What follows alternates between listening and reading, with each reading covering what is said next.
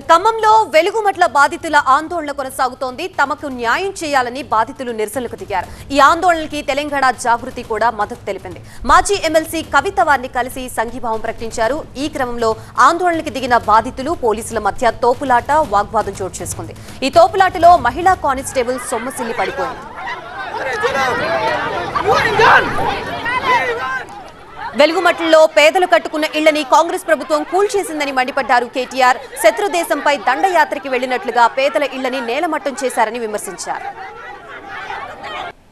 12 ఏళ్ల కిందట పైసా కూడబెట్టి గరీబోళ్ళు కట్టుకుంటే వాళ్లకు శత్రుదేశం మీదకి దండయాత్రకు పోయినట్టు వేల మంది పోలీసోళ్ళు 3000 మంది పోలీసోళ్ళు తెల్లారి 3 గొట్టంగా పోయి ఆ మొత్తం ఇళ్లను నేలమట్టం చేసి ఒక బాంబు పడితే కదా ఎట్లయితే మొత్తం ఎక్కడికెక్కడ ఛిద్రమైపోతుందో శిథిలమైపోతుందో ఖమ్మం పక్కన ఉండే వెలుగుమట్ల అనే ప్రాంతంలో ఆ పరిస్థితుల్లో చిన్నాభిన్నం చేసి పేదల జీవితాల్ని రోడ్డున బాడేసింది కాంగ్రెస్ ప్రభుత్వం. ఇదిలా ఉంటే వెలుగుమట్లలో పేదలకి ఇందిరమ్మ ఇళ్లు ఇవ్వాలని సీఎం రేవంత్ రెడ్డిని కోరారు మంత్రి తుమ్మల నాగేశ్వరరావు. దీనిపై సీఎం రేవంత్ సానుకూలంగా స్పందించారు. ఇదే అంశానికి సంబంధించి మనకి పూర్తి అప్డేట్స్ ఇవ్వడానికి మా ప్రతినిధి నారాయణ సిద్ధంగా ఉన్నారు. నారాయణ, బాధితుల వర్షన్ ఏంటి, ప్రభుత్వం ఏ విధంగా స్పందించింది, పూర్తి డీటెయిల్స్ ఏంటి?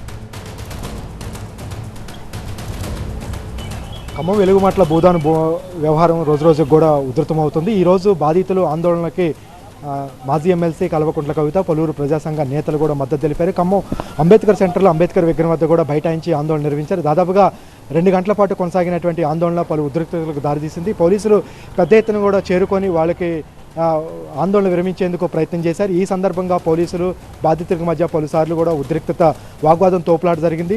ఈ కొంతమంది మహిళా కానిస్టేబుల్స్తో పాటు ఇటు బాధిత మహిళలు కూడా సొమ్మసిల్లి తోపులాటలో పడిపోయినటువంటి పరిస్థితి ఉంది. ఇటు మాజీ ఎమ్మెల్సీ కల్వకుంట్ల కవిత అంబేద్కర్ విగ్రహం వద్ద బైఠాయించారు. ముందుగా వాళ్ళని పరామర్శించారు. ఖచ్చితంగా జిల్లాకు చెందినటువంటి 3 మంత్రులు కానీ కలెక్టర్ కానీ ఇప్పటి వరకు బాధితులను పరామర్శించి వారికి అండగా నిలబడే ప్రయత్నం చేయలేదు. బాధితులందరికీ ఎక్కడైతే ఇల్లు కూల్చారో అక్కడే ఇల్లు కట్టించి ఇవ్వాలి, ఈ డిమాండ్లన్నీ కూడా నెరవేర్చే వరకు తమ ఉద్యమం ఉధృతం అవుతుంది, కొనసాగుతుంది అనేది బాధితులు చెప్తున్నారు. 2 వారాల నుంచి కూడా ఏదో ఒక రూపంలో బాధితులు అయితే ఆందోళన చేస్తున్నారు. వాళ్ళకి విపక్ష పార్టీలు ఇటు పలు ప్రజా సంఘాలు కూడా వాళ్ళకి అండగా నిలబడి సంఘీభావం తెలియజేసినటువంటి పరిస్థితి.